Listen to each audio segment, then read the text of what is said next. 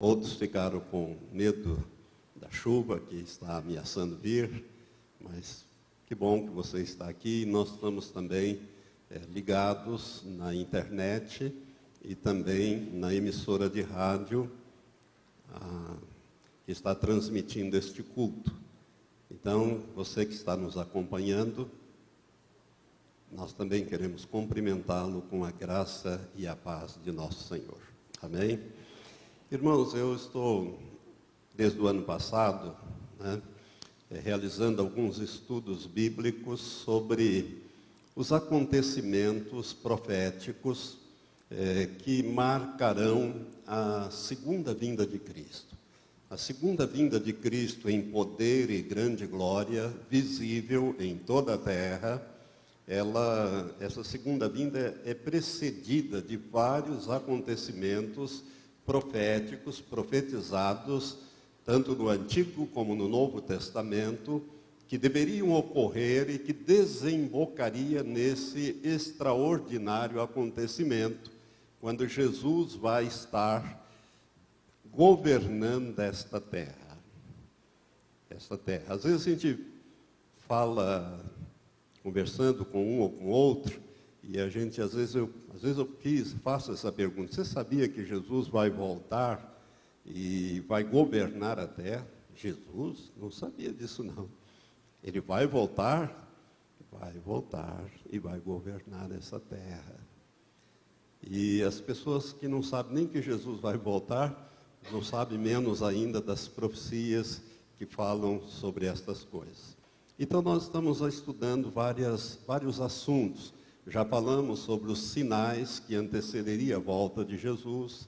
Falamos também sobre um personagem que já está na terra e que vai agir logo, governando antes de Jesus. Ele vai governar toda a terra, que a Bíblia chama de anticristo, E hoje nós vamos falar das duas testemunhas. Queria que você então abrisse sua Bíblia comigo no livro do Apocalipse, capítulo 11. Vamos ler os primeiros 14 versículos. Capítulo 11 do Apocalipse. Esses relatos que João, o apóstolo João, recebeu acerca das duas testemunhas, eles estão situados entre a sexta e a sétima trombeta.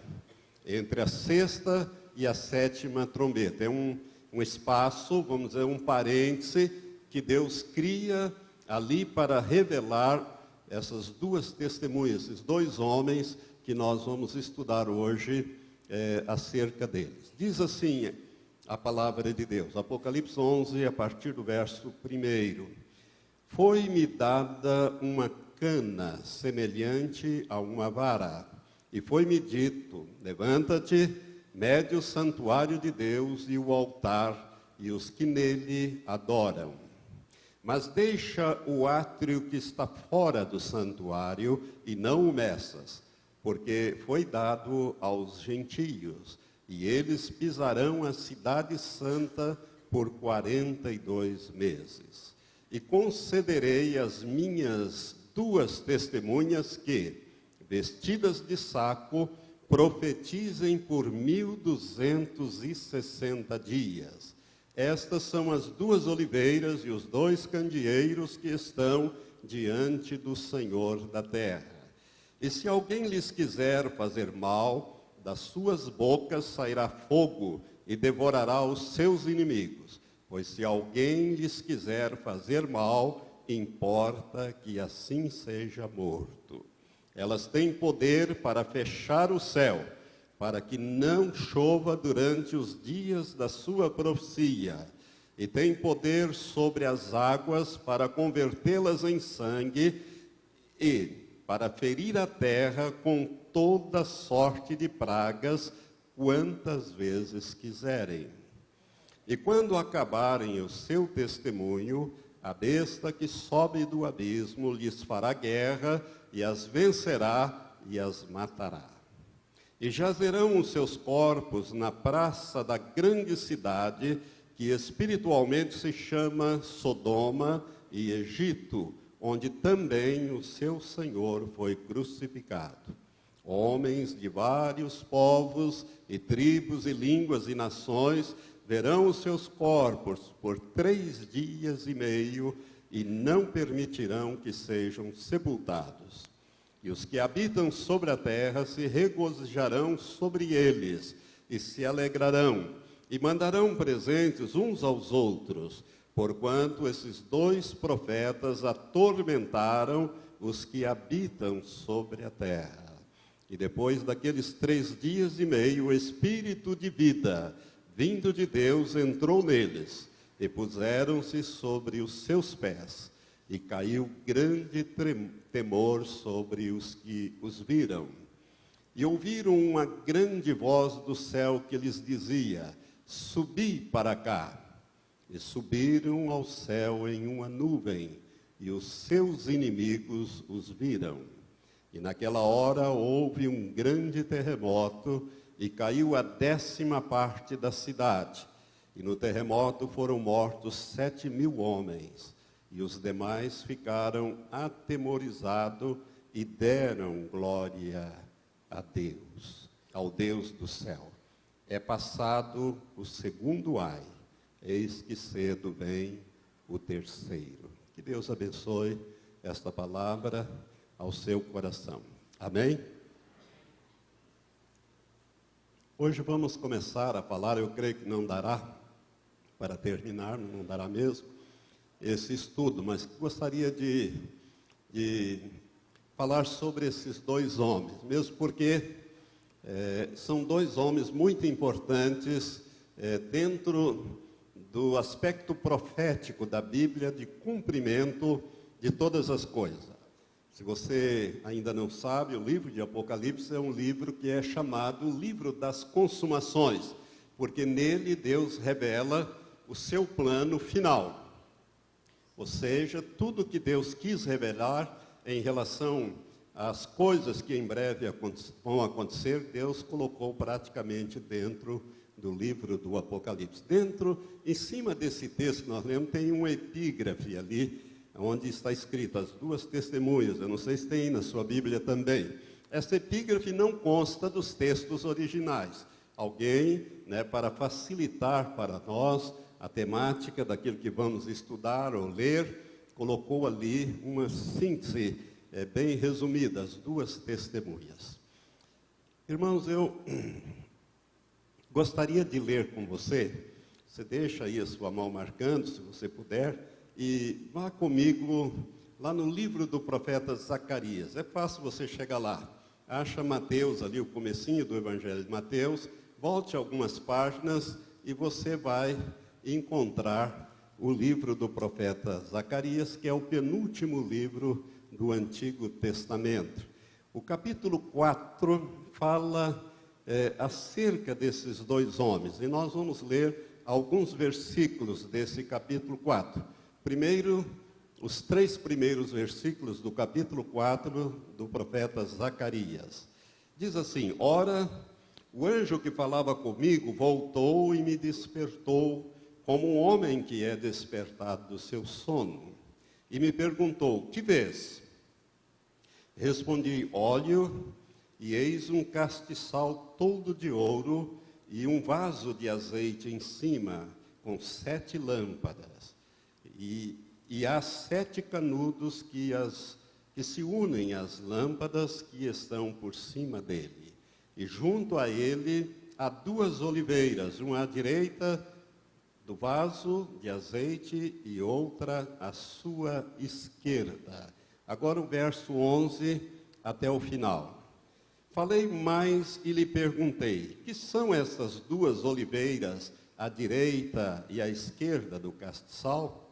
Segunda vez falei-lhe perguntando: que são aqueles 2 ramos de oliveira que estão junto aos 2 tubos de ouro e que vertem de si azeite dourado? Ele me respondeu dizendo: não sabes o que é isto? E eu disse: não, meu senhor. Então ele me disse: estes são os 2 ungidos que assistem junto ao Senhor de toda a terra. Amém? Irmãos, aqui nesse texto de Zacarias, que precede naturalmente o texto de Apocalipse, nesse texto de Zacarias nós observamos aqui, nós temos a revelação da posição, né, e também não somente da posição, mas também do ministério das duas testemunhas.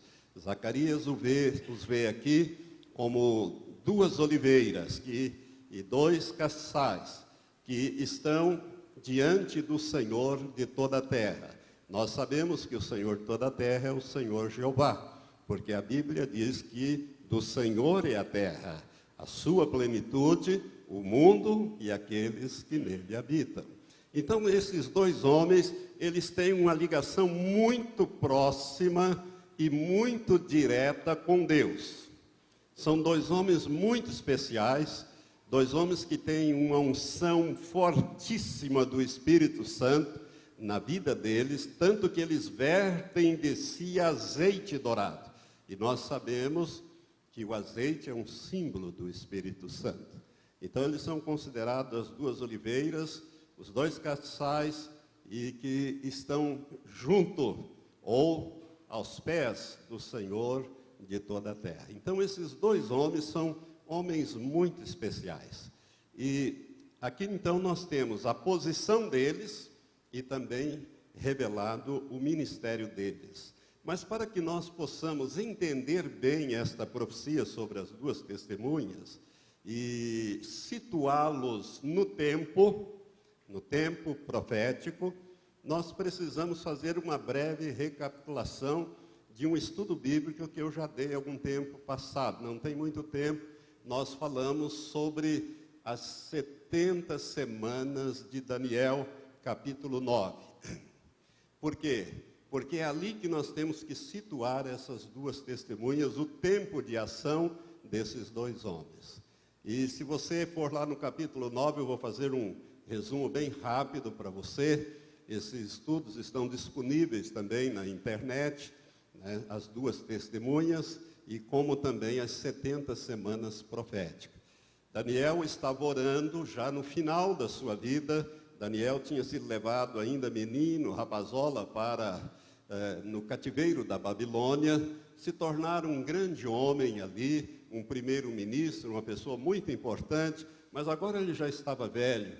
E ali no capítulo 9 de Daniel, do livro de Daniel, ele começa a orar e a confessar o pecado do seu povo, e quando ele estava orando, ele teve uma visão, e ele viu o anjo Gabriel, que veio até ele voando rapidamente.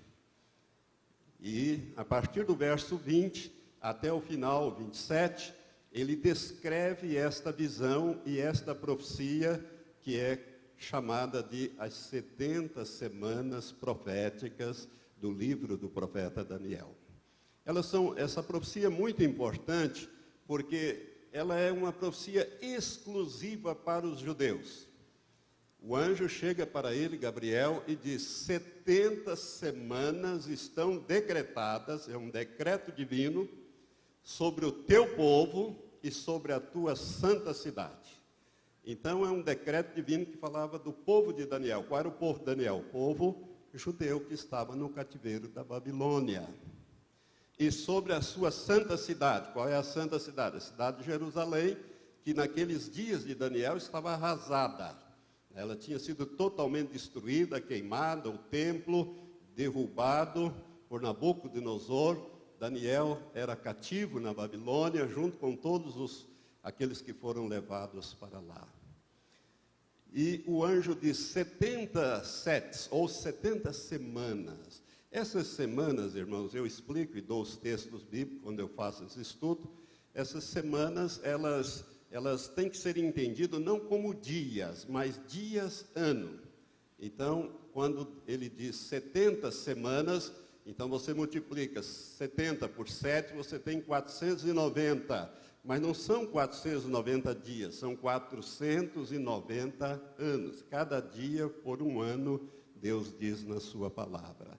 Então, o que o anjo estava dizendo a Daniel é o seguinte, que dentro de 490 anos, a história profética de Israel se encerraria. Ô pastor, mas já passaram muito mais do que 490 anos e não se encerrou. E não se encerrou, e nós vamos ver por que não se encerrou. E o anjo, ao dar esta profecia a Daniel, ele divide essa profecia em 3 partes. Primeiro, um período de 7 semanas de anos, ou 49 anos, para reedificar a cidade e para reedificar o templo. E foi exatamente isso que aconteceu. Levaram 49 anos para, depois que aqueles grupos voltarem sob o comando de Esdra, de Neemias, de Zorobabel, ainda levaram 49 anos, porque a obra esteve parada por muitos anos, por causa da intriga do pessoal que morava por ali, que não queria que os judeus reedificassem Jerusalém, a cidade, o templo, enfim, voltasse a ser novamente um povo e uma nação e um país. Então, por causa disso, eles levaram 49 anos. E assim foi. A história registra isso. No estudo eu dou detalhes sobre isso. E o anjo faz uma segunda divisão. Ele diz, depois das 7 semanas, se seguirão 62 semanas, que dá 434 anos. A vida do povo de Israel, voltar do cativeiro, reedificar o templo, etc., foi normal, por mais 434 anos. Mas o anjo disse para Daniel, olha, no final desse período, dos 2 períodos, de 7 e 62, ou seja, de 69 semanas, um fato extraordinário vai acontecer. O Messias de Israel vai ser morto. Está lá, capítulo 9, versículo 25, se não me engano. Será morto o ungido. Ungido significa o Messias, o Cristo. Ungido, para o judeu é Messias, traduz-se como Messias, e para o grego traduz-se como Cristo. Seria cortado da terra dos viventes, seria morto.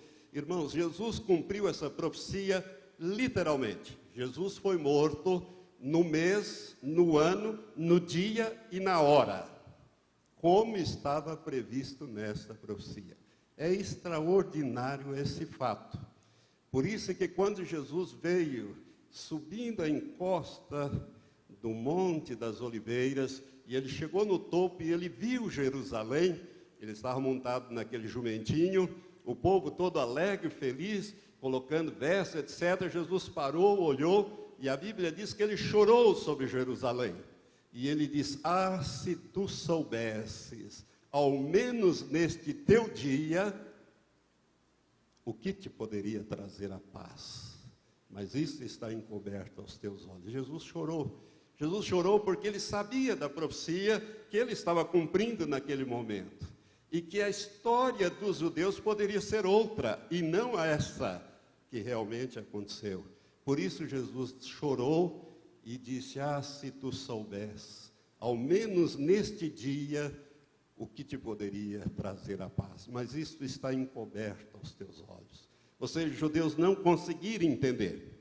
Então, se os judeus tivessem recebido Jesus como Messias de Israel, tudo seria diferente. Tudo seria diferente. Mas como Jesus já sabia que eles não o receberiam, ao contrário, que ele seria morto, então ele entrou triunfalmente em Jerusalém e ofereceu-se como Cordeiro de Deus para tirar o pecado do mundo, ou seja, o nosso pecado, de todos nós, judeus e gentios. Mas aí aconteceu uma coisa extraordinária, porque o anjo ele divide em 3 partes, e a terceira parte é 1 semana, ou seja, 7 anos.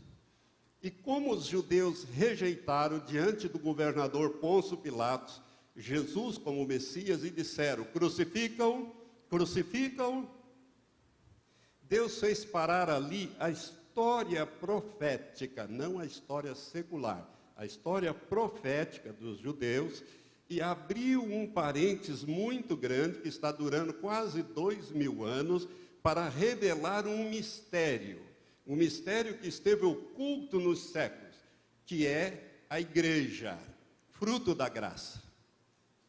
E aí então começou o período da graça, a dispensação da graça.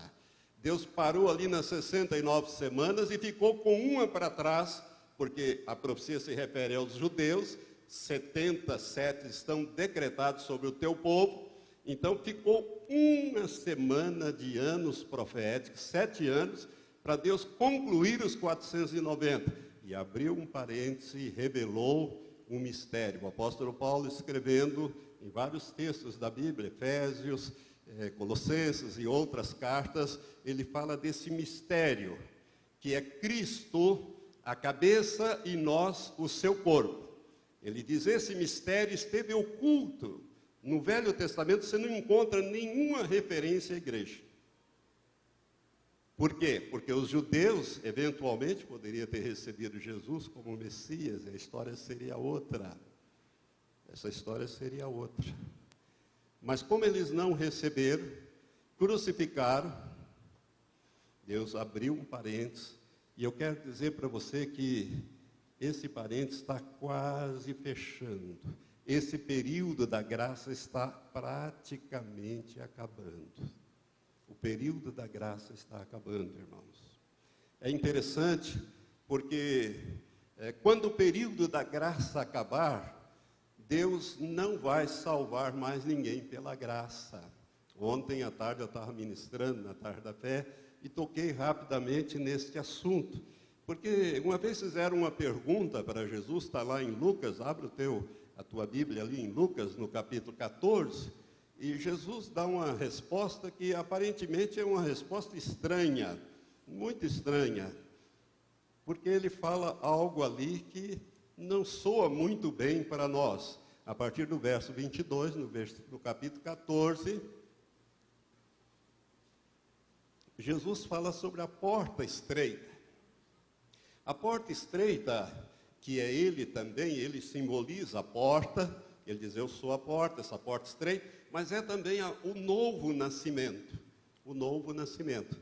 E Jesus, quando ele responde essa pergunta, o verso 22 diz assim, assim percorria Jesus as cidades e as aldeias, ensinando e caminhando para Jerusalém, e alguém lhe perguntou, Senhor, são poucos os que se salvam?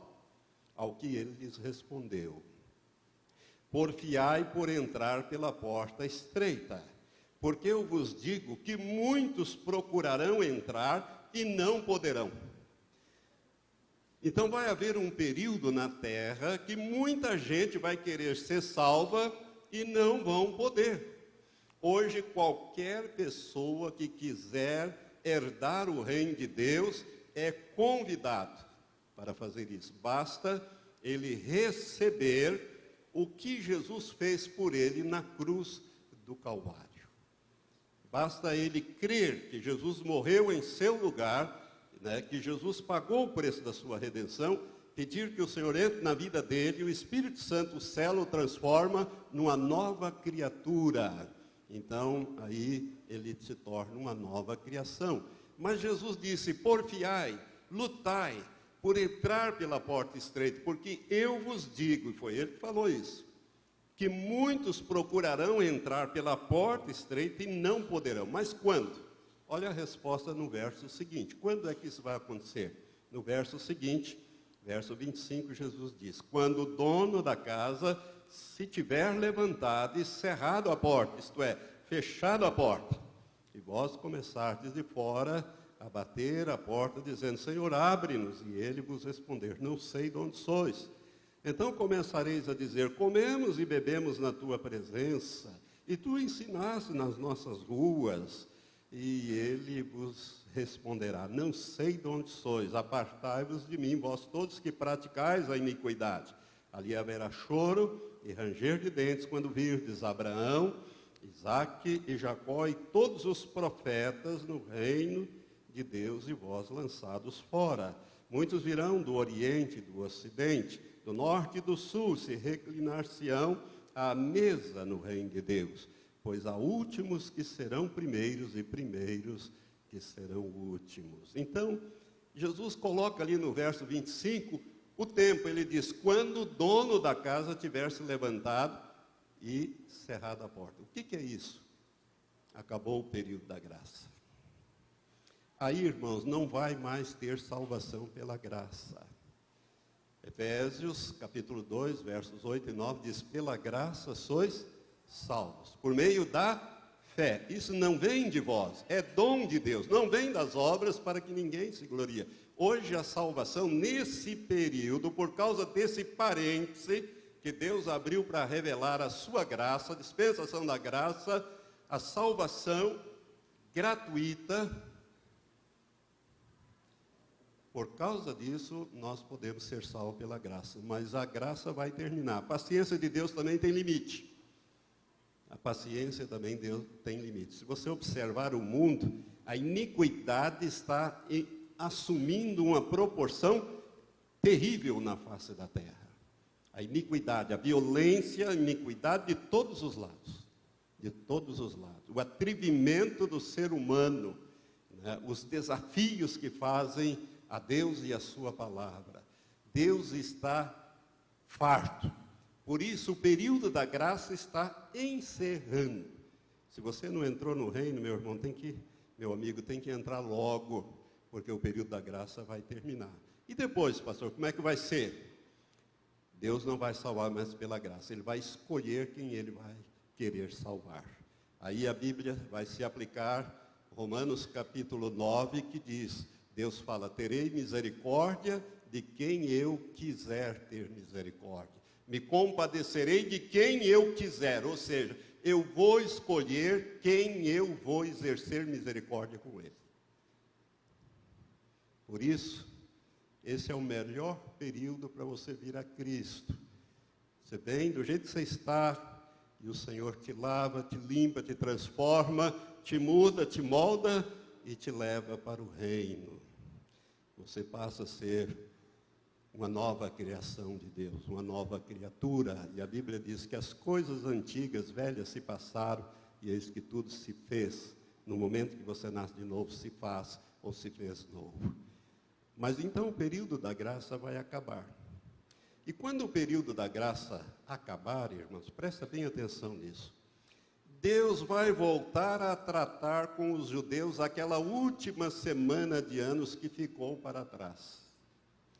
Isso está tão próximo de acontecer que Deus vem reunindo os judeus dispersos por toda a terra.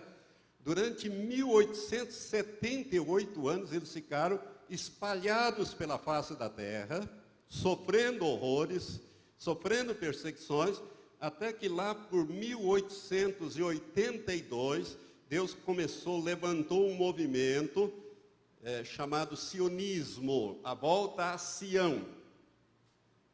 Não sei se você sabe, mas Sião é um monte que fica ao lado do Monte Moriá, em Jerusalém.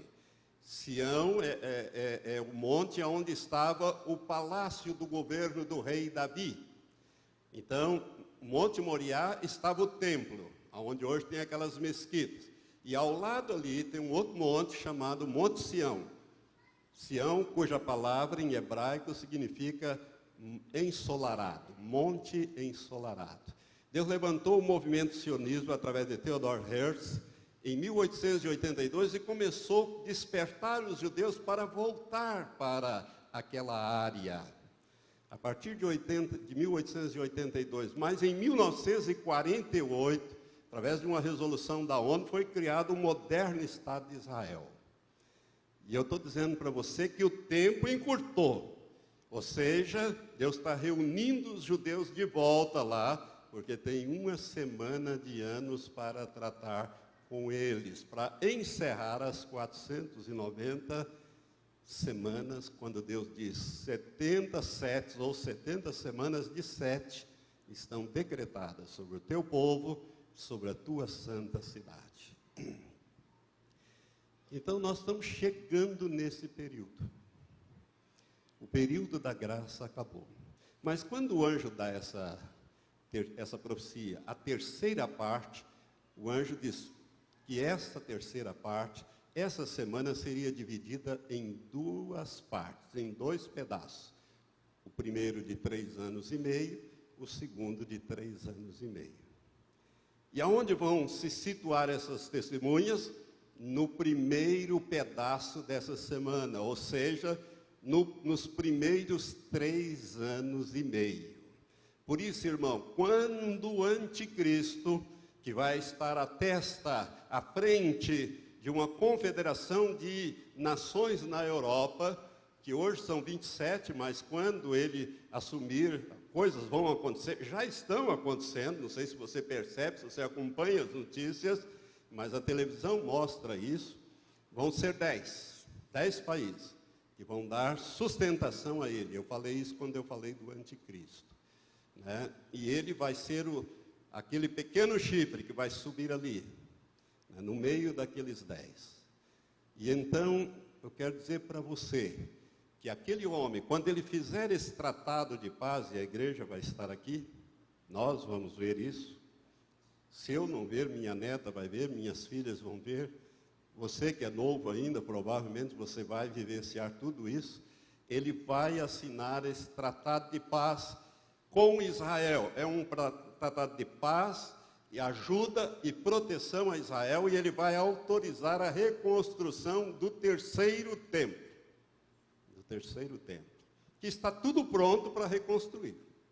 Então, quando você começa a somar todas essas coisas, encaixar essas peças desse quebra-cabeça, a imagem vai ficando cada vez mais clara. O tempo da volta do Senhor vai ficando cada vez mais claro. Então, nós estamos no limiar desse início da última semana, ou desse período de 7 anos. Então, você já sabe que você tem essa chave. O homem que fizer um tratado de paz com Israel para durar 7 anos, este homem é o anticristo, não tenha dúvida disso. Este homem é o anticristo. E, em seguida, imediatamente, essas 2 testemunhas começarão a agir em Jerusalém. A partir de Jerusalém, e vai atingir toda a terra. As 2 testemunhas começarão a agir ali. E eu quero avançar um pouquinho mais, eu tive que dar essa explicação para você poder situar no tempo profético, quando que elas vão começar a estudar. E eu digo para você, meu irmão, eu já falei isso algumas vezes, vou repetir outra vez. Essas 2 testemunhas estão na terra. Esses 2 homens estão aí. Eu não sei nem se eu vou falar sobre um deles, talvez até fale no final desses estudos, não sei se vou falar. Estou orando a Deus para ver se eu falo ou não de um desses homens que poderia ser uma dessas 2 testemunhas. O que eu sei é que esses homens estão aí. Se o anticristo está aí, as 2 testemunhas terão que estar aí. Por quê? Porque as 2 vão fazer oposição ao anticristo e ao falso profeta. Elas serão 2 pedras no sapato do anticristo e do falso profeta. Vamos voltar então agora ao nosso texto de Apocalipse.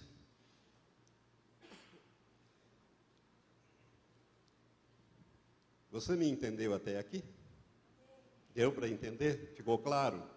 O tempo que nós estamos vivendo, o período da graça está acabando, irmão. Não acabou ainda não, mas está acabando. E diz aqui o texto de Apocalipse, vamos fazer uma breve exegese aqui, vamos começar. Foi-me dada uma cana semelhante a uma vara, e foi-me dito, levanta-te, mede o santuário de Deus e o altar e os que nele adoram. É interessante isso aqui, essa expressão, porque a cana é um instrumento de medição para fazer medições lineares. A cana é um instrumento muito antigo, vamos dizer assim, uma vara, um pedaço de pau, como se fosse um bastão comprido, de mais ou menos 3 metros de extensão. Uma medida muito antiga, usada para fazer medidas lineares, medição lineares. Mas a vara é um instrumento de punição. É por isso que a Bíblia diz que o pastor tem o cajado e a vara. O cajado ele vai guiando a ovelha, e a vara de vez em quando ele vai corrigindo o rumo das ovelhas, né? É um instrumento de punição. É estranho isso, porque ele diz, mede o santuário, e mede o altar, e mede as pessoas. Irmãos, medir o santuário e uma peça do santuário, que é o altar, é uma coisa razoável, normal, mas medir pessoas é uma coisa estranha. Medir pessoas que adoram é uma coisa estranha, né? E vai medir com uma vara, que é uma cana e serve também como um instrumento de punição. Por isso, medir aqui, nesse sentido de Apocalipse 1, significa medir para punir. Ou seja, Deus manda medir o santuário, o altar, as pessoas e diz, deixa fora o átrio. O átrio é aquela parte externa do templo. O pátio, vamos dizer assim. Deixa esses lá, porque, diz o verso 2, mas deixa o átrio que está fora do santuário e não meças, porque foi dado aos gentios, isto é, aos estrangeiros, e eles pisarão a cidade santa por 42 meses. 42 meses aqui, irmãos, é o tempo que o anticristo vai governar com poder total. Esses 42 meses é a última parte dos 7 anos. Não é a primeira. A primeira, as duas testemunhas vão agir. Na última parte, que é a parte da grande tribulação, que Jesus diz que nunca houve, nem jamais haverá um período semelhante à grande tribulação, porque se Deus não abreviasse aqueles dias, nenhuma carne se salvaria. Jesus fala isso em Mateus 24, quando ele fala sobre a grande tribulação. Então, esses 42 meses significa que os gentios estarão governando Jerusalém. Pisar significa dominar, governar. Então vai haver um período que os judeus vão perder o governo de Jerusalém, da capital. Eles vão ser praticamente escorraçados. Então, a Bíblia fala que nós temos, então, esses dois personagens entrando em ação no primeira parte desse período de 7 anos. O verso seguinte diz: e concederei às minhas 2 testemunhas, que vestidas de saco profetizem por 1260 dias. 1260 dias são 3 anos e meio, 42 meses. Então aqui nós temos todos os 7 anos finais, sendo que os 1260 dias é a linguagem que Deus usa para definir essa primeira parte. E 42 meses é a linguagem que a Bíblia usa para definir a segunda parte, que é a grande tribulação, o governo da besta, o governo do anticristo. E ele diz, e concederei às minhas 2 testemunhas que vestidas de saco profetizem por 1260 dias. Essa vestimenta de saco, de pano de saco, é uma vestimenta grosseira. Esse tecido é um tecido grosseiro, que era tecido nos teares domésticos. Então se fazia um tecido escuro, preto, né? E que as pessoas, quando estavam arrependidas, vestiam-se de pano de saco. E os profetas antigos, eles vestiam-se também de pano de saco. E colocavam sobre a pele esse tecido, e ele incomodava, ele criava assim uma inconformidade, né? um desconforto. Isto Deus mandava o profeta fazer para simbolizar o desconforto que Deus tem com o pecado, né? O inconformismo de Deus com o pecado. Então esses 2 homens vão estar vestidos de panos de saco a partir de Jerusalém durante 3 anos e meio profetizando. Eles vão ficar nervosos, porque é um tecido que incomoda, Irmãos, isso é muito importante que você entenda isso, né? Esse inconformismo. Até aqui deu para todo mundo entender? Então, na próxima quinta-feira, eu vou parar aqui, porque nosso tempo já está indo, faltam 10 minutos para terminar, mas eu gostaria de falar, então, sobre quem são esses 2 homens. Então, nós vamos fazer ali algumas observações sobre esses 2 homens, né? Eu apenas vou dizer o seguinte, né?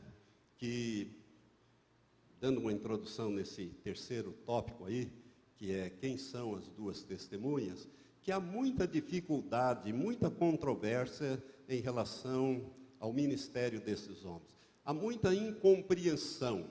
As pessoas não entendem direito. E mesmo estudiosos da Bíblia fazem coisas absurdas. Eu vou dizer para você, por exemplo, os adventistas do sétimo dia, a igreja adventista, que é dada ao estudo de profecias, né? Eles estudam as profecias, divulgam as profecias, tem os seus teólogos que falam das profecias. Os adventistas do sétimo dia dizem que as duas testemunhas são o Antigo Testamento e o Novo Testamento. Este é o entendimento deles. E nessa semana, quando eu falei que eu ia dar, né, as duas testemunhas, na tarde da fé, veio uma moça que, por jeito, era adventista e me fez essa pergunta. Eu falei, essa é a posição dos adventistas, né, a posição deles, de que as duas testemunhas o Antigo Testamento e o Novo Testamento. Mas quando nós olhamos para o texto da Bíblia, fica absurda essa colocação. Então, vai chegar um período em que o Antigo Testamento e o Novo Testamento vão ser mortos e vão ficar 3 dias e meio mortos, depois vão ressuscitar e vão subir ao céu. Como eles usam o método histórico para interpretar as profecias da Bíblia, eles procuram aqui e acolá algum evento da história que possa justificar esse posicionamento dos adventistas. E eles foram na Revolução Francesa, né, a Revolução Francesa de 1789, portanto, há mais de 200 anos atrás, e lá na Assembleia Constituinte da Revolução Francesa foi expedido um decreto em que se decretou que Deus não existe. E foi proibida a leitura da Bíblia e a pregação e a religião na França.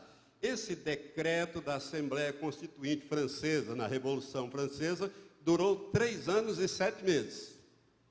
Vigorou durante 3 anos e 7 meses. Então eles pegam esse fato e dizem que foi aí que as duas testemunhas, então, que é o Velho Testamento e o Novo Testamento, ficaram impedidos, morreram, ficaram apagados, depois foram ressuscitados e etc, etc, etc.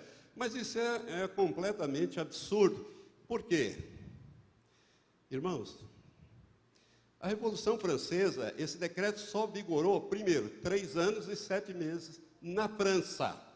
Fora da França, as pessoas continuaram estudando a Bíblia, lendo a palavra de Deus, estudando, pregando, etc. Né? E isso já aconteceu há mais de 200 anos atrás, quer dizer, as duas testemunhas já vieram, já executaram o seu ministério, morreram, subiram, já estão. Não tem cabimento uma interpretação desta. Por isso, você toma cuidado com as interpretações da igreja adventista, porque profeticamente eles cometem muitos erros históricos, né, porque eles usam o sistema histórico, torcem a história muitas vezes. Ellen Goldwhite fazia muito isso nos seus livros, Conflito das Nações e outros. Eu conheço todas essas obras, por isso estou falando, porque eu conheço, já li, já estudei tudo isso aí. Então, para os adventistas, as duas testemunhas é o Antigo e o Novo Testamento, e o fato se deu há mais de 200 anos atrás, na Revolução Francesa, quando um decreto suspendeu, vamos dizer assim, a vigência. Mas isso foi só na França, no restante do mundo não. Né? Isso já aconteceu, então não tem cabimento uma interpretação dessa. E eu vou deixar então, já que o tempo avançou muito, para dar continuidade, nós vamos falar então sobre as duas testemunhas. Quem são esses 2 homens? E eu quero dizer para você que eu creio firmemente no meu espírito que estes homens já estão na terra. E se eles estão na terra, irmãos, estão preparando ou preparando-se para assumir este papel. E se você prestar bem atenção nessa leitura do Apocalipse, você vai ver que estes homens têm um poder extraordinário de juízo sobre a terra. Por isso é muito importante que você entenda esse estudo e se prepare. Jesus diz, quando virdes todas estas coisas, o que você deve fazer? Se alegrar e exultar, porque o dia da nossa redenção se aproxima. O dia da nossa partida se aproxima. Irmãos, o dia do arrebatamento da igreja está chegando, mas está chegando aceleradamente. Aceleradamente. Amém? Então nós vamos encerrar, e eu convido você a ficar em pé, para nós orarmos, e no próxima quinta-feira, querendo Deus, nós daremos continuidade. Paramos aqui então, sobre esta primeira consideração, sobre as duas testemunhas que os adventistas fazem. Logo após esta oração, se você quiser que nós ministremos a você, ungimos com óleo aqueles que estão doentes e oremos por você aqui na frente, nós vamos fazer isso para que você seja curado. É só fazer a fila aqui à minha direita e os demais assuntos à minha esquerda, e os pastores e obreiros que estão aqui, nós vamos estar intercedendo, orando e ministrando a você. Você foi abençoada nessa noite? Deu para você entender bem como é que a coisa está? Né? Como está?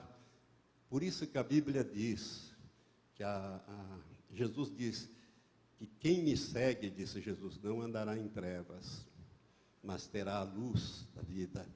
A palavra de Deus, a Bíblia chama ela mesma, no Salmo 119, versículo 115, de lâmpada para os meus pés e luz para o meu caminho. Então, irmãos, as pessoas do mundo não sabem o que está acontecendo. Só de vez em quando exclamam, é o Apocalipse, é o fim do mundo, é o Armagedon, não é possível mais aguentar mais nada. As pessoas estão dizendo isso.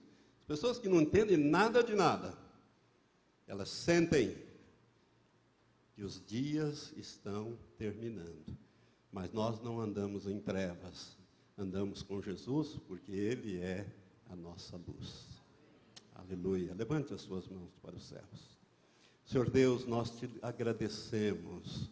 Agradecemos-te, Senhor, pela revelação profética, pelas palavras de profecia que estão na tua santa palavra. Te agradecemos, ó Pai, porque o Senhor revelou isto há 2000 anos atrás, há quase 2000 anos atrás, ao teu servo, o apóstolo João, na ilha de Pátimos, ó Deus, e foi-nos preservada esta escritura, para que nós, que somos a geração que verá